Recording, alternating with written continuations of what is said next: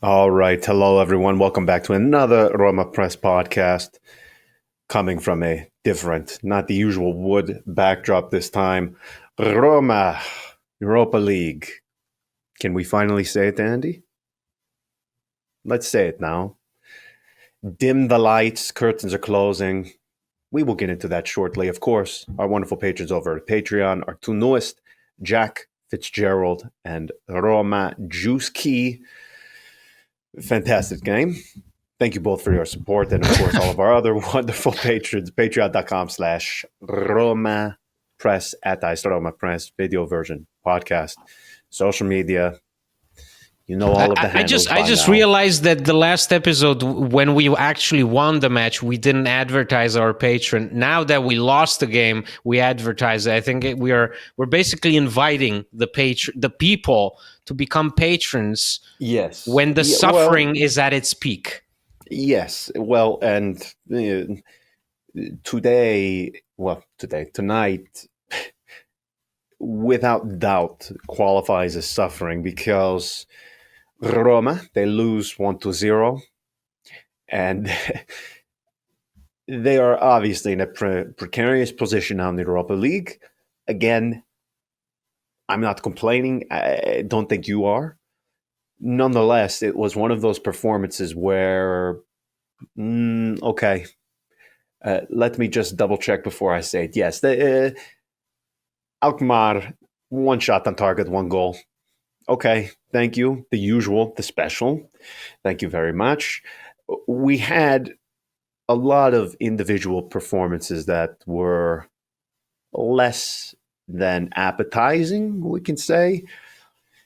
My boy Zagiselik catching strays once more. He was horrible. I can be unbiased at times.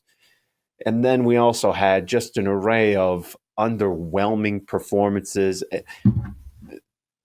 Generally, this is a competition and a point of the season where I'm not going to fret too much because this is right again.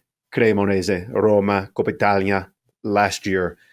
We got something akin to what we saw tonight. Obviously, Roma came out on the other side of that one. However, this one, if you just want to speak of some of the most ineffective football, tonight would be right up there because Roma got their first shot, Andy, at the half-hour mark. Half an hour of just hoofing the ball around.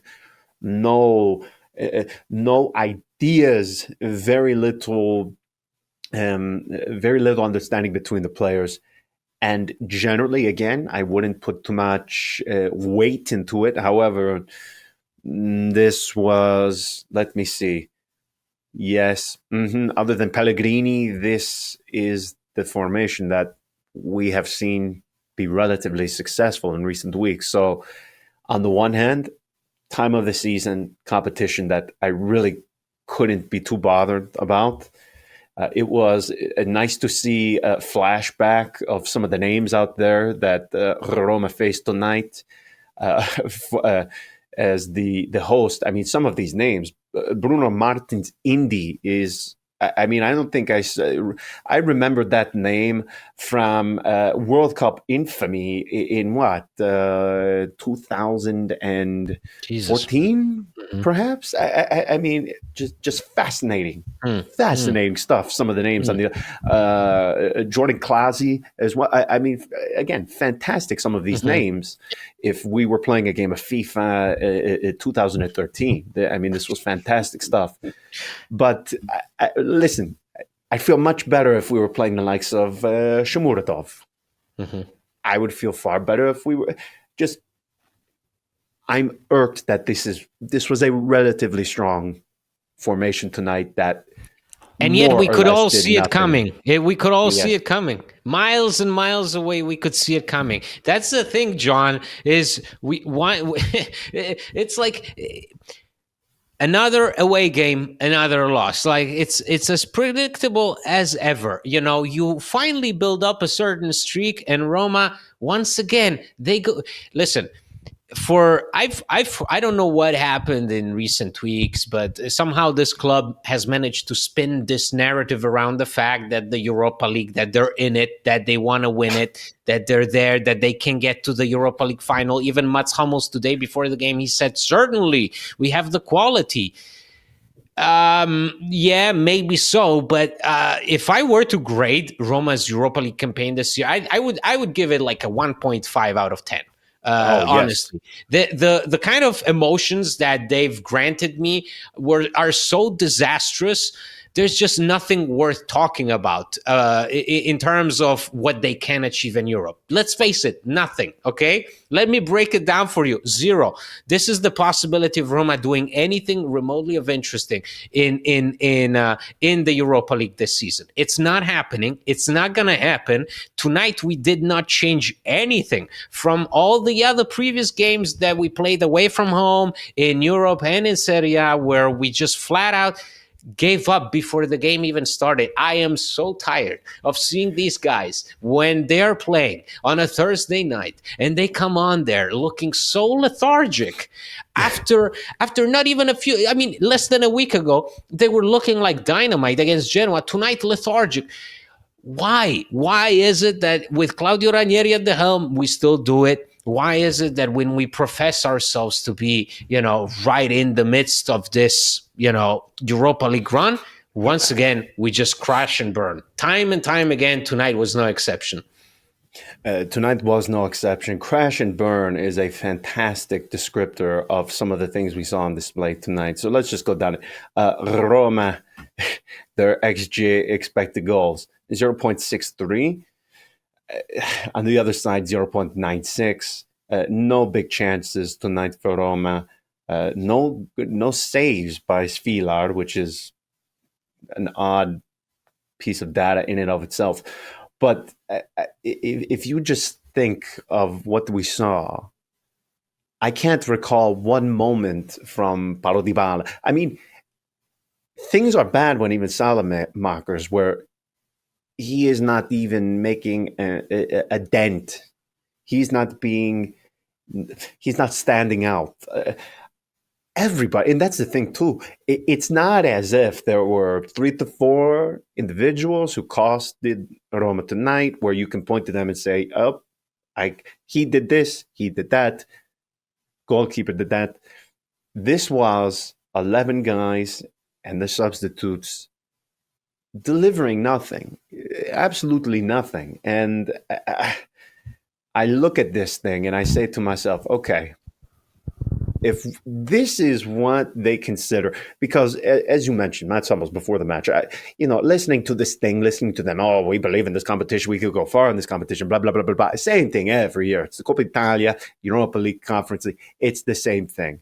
It's happened once in our recent memory in the Conference League. Okay, fine. Enough of this, please. Enough of this. Enough. You're taking it too far when I have to sit here and be patronized into believing that this team is capable of it. Now, but also Ranieri. That's the thing. And also Ranieri. When I say narrative, it's all of a sudden, this team went from being a joke to all of a sudden, they got some respectable results under Ranieri, and as soon as that happened, all of a sudden we're in it. We're in for the Europa League. We're gonna, we can get to the final. How? I mean, how many good performances, John, do you recall in this Europa League? Maybe 2. Dinamo Kiev and what? Braga. Sporting Braga? Yeah, Sporting Yes. Braga was probably the most remarkable one. Except nothing else. There's just nothing else. So how do you, and there's just that's what I mean. No consistency. We were building a nice little streak. Yeah, but what does it amount to? It stops tonight. It stops in the moment where you were supposed to win away from home in the Europa League. You don't. And even more so, as you read the statistic, you'll concede a stupid goal, one shot on goal, So stupid, you concede. yes. In the second half, in a match where you did practically nothing. So even worse, you have Pizzilli, who starts, and Pizzilli for me is a very worrying pattern of him getting progressively worse and worse. I mean, he's basically doing what people accuse Pellegrini of doing. I don't want to, badmouth such a youngster, but right now he's not doing enough to be considered a starter. So tonight, No, if we criticize Pellegrini tonight, Pizzili, who starts ahead of him, no, really bad. And so this whole idea of, oh, we got depth, we got quality. Yes, I'm sure we do, and I've said it here many times. There is the quality, but at some point that has to come out. We yes. can't just live off of words. Well, poor Pizzili, man, he has done nothing since those 2 goals against Venezia to seal the victory. One of those things where you almost have to begin wondering if he traded his soul for that moment, because there are so few matches where I can vividly recall anything he's done effective on the pitch. The other thing too is, well, let's just get into it, because we've spoken at length about the Europa League. Listen, they're going to go to a playoff. They're going to get it. They're going to clinch a playoff spot, a non-seeded playoff spot, and we're going to play some God-forsaken team. I mean, I look at the table, and it's almost a game of Russian roulette, so to speak. I mean, come on, enough of this. And it is the usual, where every season they do this to themselves, and unnecessary. I mean, I'm looking right now. I mean, Bodo, come on, let's do it. Let's dance again. Let's do this thing again. I see who are some of Victoria Pilsen. We've been there before. Olympiacos. Oh my God! Ajax. Oh my God! Oh my God! All the hits. My goodness! What? Victoria Pilsen. It was, if I'm not mistaken, was with Luciano Spalletti. 1-1 in the rain. Diego Perotti scores on a penalty. That's the kind of history we're talking about. The history of the Roma. The history of the Roma. Let's face it, John. As you said, this team has an unbelievable capability of, first of all, crapping the bed. Yes. Crapping the bed. Spectacularly so. Drawing the worst kind of publicity that a team can draw. So for the first half of the season, we were getting blasted by every single news media outlet, okay?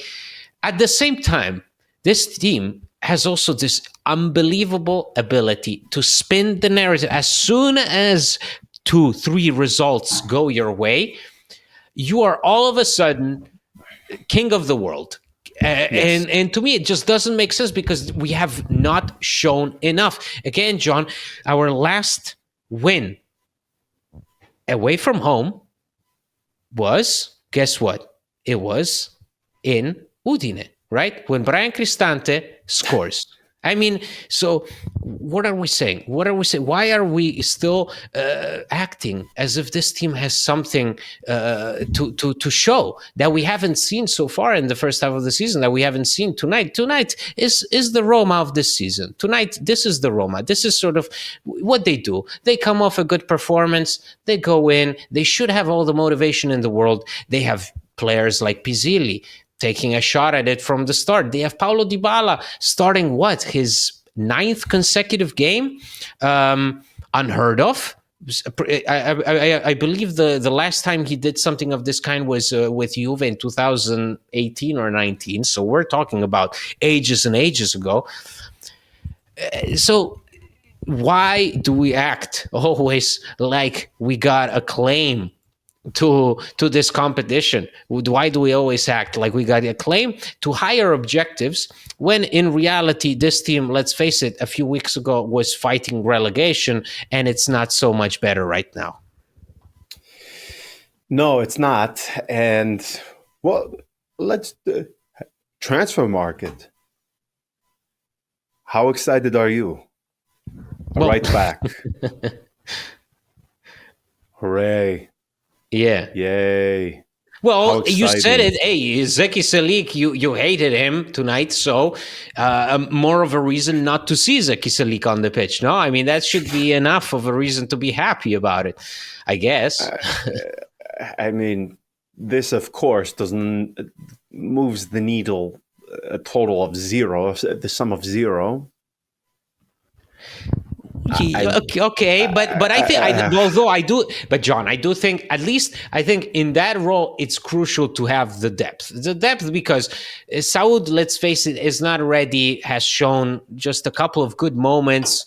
Salik, as you say, he's been mostly used also just sort of as a almost like a center back.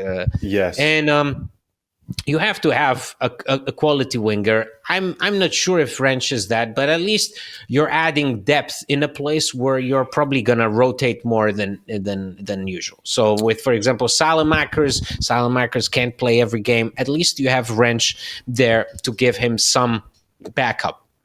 Okay, I mean, then what? Then next up is Gollini, who I think more of him as a rapper than a goalkeeper. We all remember his wonderful time at Tottenham. He used to represent the Italian national team at some point, and then he just started riding benches.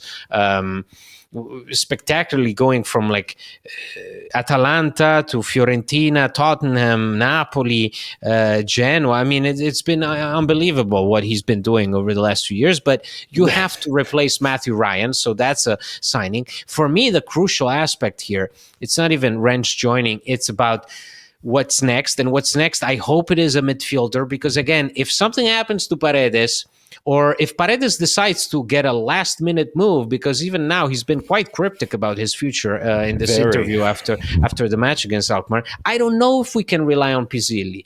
Lefebvre was there. Lefebvre is not there anymore because he wanted more playing time. Well, we know that we're chasing Davide Frattesi. I'm so tired of seeing this name. And I don't know how much truth there is, because we know who the agent is of Frattesi, and we know sort of his dealings in Italian football with Inter, with Roma. So I don't know how much I can trust these reports. But we need to get a move on. We need a midfielder and we need a backup striker. To me, those are the priorities. If you ask me about this transfer window, that's my answer. Midfielder, backup striker. Yes, well, listen. Anything regarding Beppe Rizzo is always going to be filled with narrative. It's going to be filled with he said, they said.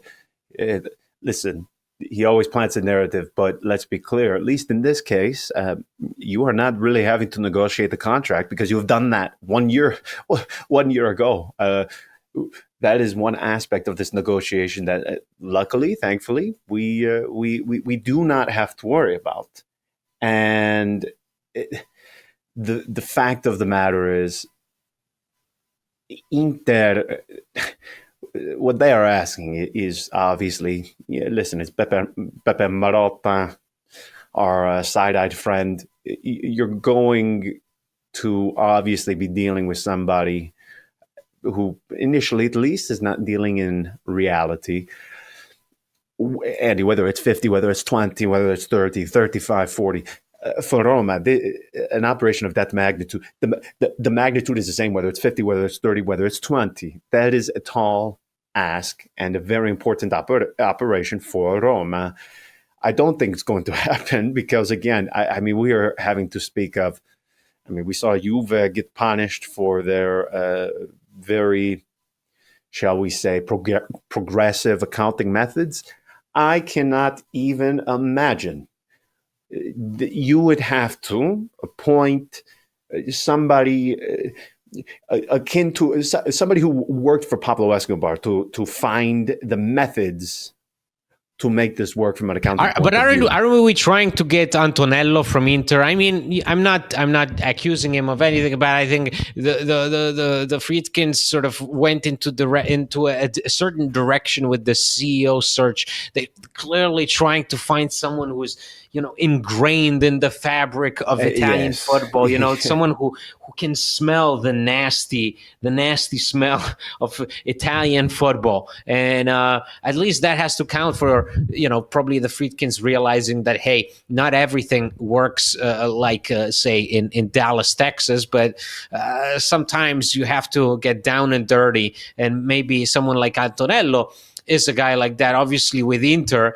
when you go in for Frattesi, to me, first of all, let me just say quickly that when I saw the news that Roma are interested in Frattesi. And first thought was, oh God, no, because I knew what this means. This means that until I think the window closes on the 3rd of February. Until then, Yes. we're gonna hear every useless update on this situation, and it's going to be always the same thing. Roma are thinking of offering this. Inter are asking for 45 million. Talks ongoing, like, okay, well, but if Inter wants money, they don't have any incentive to let him leave. Why would Correct. they? Roma are in a situation where they need a midfielder because they let go of Enzo Lefe with the hope of finding a replacement soon, someone more functional to Ranieri. So what are we talking about here? What can Roma offer? Is Inter going to let Frattesi go in exchange for Cristante? In what dreams? Maybe. Right. I understand that it's easy to do the equation of Pepe Rizzo as Cristante's agent, but let's not fool each other. If anything, Cristante will move in the summer. Cristante has been injured for over a month and a half. He's not going to be moved in January. No way. So much less in an exchange for a player whose evaluation varies so drastically between what Roma think and what Inter think. Now, of course, we know the will of the player generally wins out. He does want to leave. Frankly, I don't know what he was expecting because we all know he was very close to Roma in the past. Coming back, it was very, very close. It should have happened for a variety of reasons. It didn't. He goes to Inter, knowing full well that he is by no means a guaranteed starter, and it has worked out as such. I don't know what he would have realistically expected. This is a very strong Inter team. They have a midfield that is predestined by Inzaghi. He's not making any variations to it. So how can you regret the move when it was very clear what was going to happen in the end? He fits a profile. If we just want to speak of a tactical perspective on it, he checks every box. It can score, yes. Mezzala, yes. He can play a little bit of everything, yes. Tactically versatile, yes. Experience in Serie A, yes. I mean, he checks all the boxes. But again, this is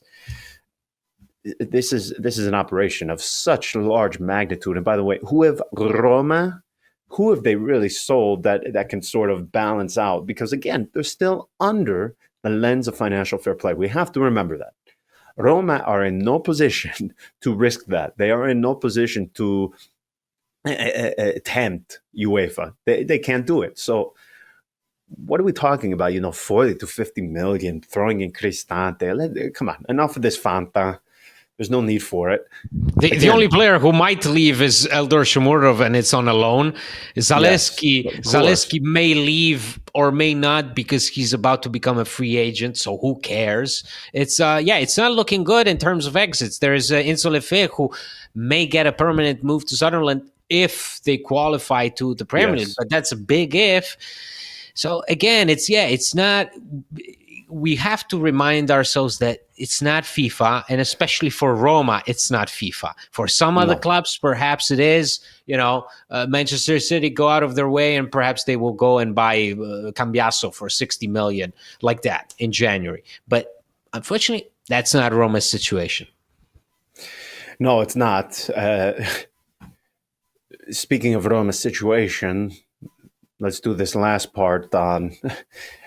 The last time they got an away win was in Friuli. Speaking of Brian Cristante. Yes. The magic in the replay, as we all know, when Evan Ndika suffered that horrible spell he had the heart arrhythmia, very scary situation. Listen, Udinese, Roma, it's one of those places that is just filled with some good memories, some horrible. I remember Totti scoring at the end and watching Di Natale just fall. Oh my word, time is a son of a something. 2010, 2011. I believe that was the season it was when that happened. Again, yes, Udinese is one behind Roma in the table. What am I supposed to say? What am I supposed to say? Do we want to break down how well how they played. this young attack that they have of Oh my God. Valvin and Alexis Sanchez, a combined age of 69 160 years years, yeah. 106 years. I mean, my word, it's I mean, they started off well this season. It's sort of, I think, for people who say, Serie A is so fascinating, is it? Is it really? Because sometimes, so many times, I can point to so many times that these teams like Udinese even under Sottil, remember, was it last season or the season before that, where Sottil had them going on like an unbeaten run of 9 wins or whatever. And it's just, okay, but it will stop eventually. So it's fine. I mean, let's not read too much into it. And also, if we were in a different situation with Roma, if the stakes involved were different, perhaps we could go a bit deeper. We could go and say, what will Roma have to do at this point tactically to try and adapt to a different kind of opponent. But if you then take a look at a game like tonight, there was so little going on. And it's not like they didn't prepare for this game. Even Ranieri said, we have to watch out. They have very fast wingers. They are good in the counterattack. They attack. They run. They press you. We will have to watch out for that. And then, but at the end of the day, what did you get out of it? What did we see? That's the thing. We saw so little. I don't know where to begin even in trying to muster the energy to preview this match against Udinese, because the reality of the situation is, okay, Roma lost today. So guess what they have to do next time out? They have to win. I mean, and especially away from home in Udine. Wouldn't that be a fairy tale if you won away from home for the first time since April against the team that you won the last time out? Can Roma do that? Can Roma deliver us this great fairy tale promise? I don't know. I doubt it, especially because, again, tonight you had all the cards were there. You had a team who had one shot on goal all game long, and you still couldn't take advantage of it. So I'm just saying, in this season, it's quite impossible to tackle these match previews and come away with like something that can really make the difference game in, game out based on the opponent. Because at the bottom line is you have to win. Yeah, we ended saying the same thing each time. I don't know if anybody was sick enough to subject themselves to watching Udinese on Monday against Como. I mean, you have to have some other illness beyond the self-hatred you have for yourself when choosing to subject yourself to AS Roma. Watching Como beat them 4-1, you said, isn't Serie A something? I mean, I looked at those two teams and I thought to myself, could they combine these two teams, Como, Udinese, would they get or achieve 10 points in the Premier League if they got their best 11 together and put a team? Could that team achieve 10 points in the Premier League? I thought no.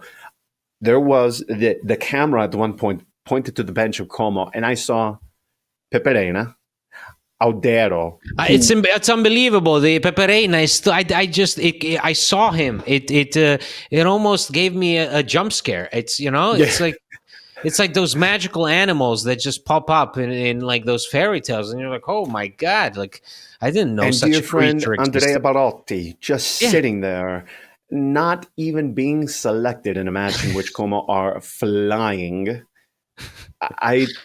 He's being linked with a move with Monza, by the way. So it's not this adventure at Roma hasn't really worked out. He is taking the full sort of like the full retirement tour, so to speak. At this point, John, this guy was valued at 100 million euros in 2017. Like Cairo turned 60 million euros down for Belotti, a guy who's now riding the bench for Como at the age of 31. It's not like Simone Verdi. I mean, come on, sure. Simone Verdi, Bologna, sure. Verdi, that one season, 11 goals or something. Absolutely. I mean, just Fascinating stuff. Only in Let's Serie end A. it there before we get into it. Yeah, it's only in Serie A. That's enough illness and sickness for tonight. Win against Udinese. Hooray. Yay. How exciting. Friuli. Late January. Anybody sick enough to travel to that place this time of the year, Oh, God. you deserve what we are probably about to God. get on Sunday afternoon. But hey, they have surprised us before. Perhaps they will do it again. Until then, ciao. Ciao.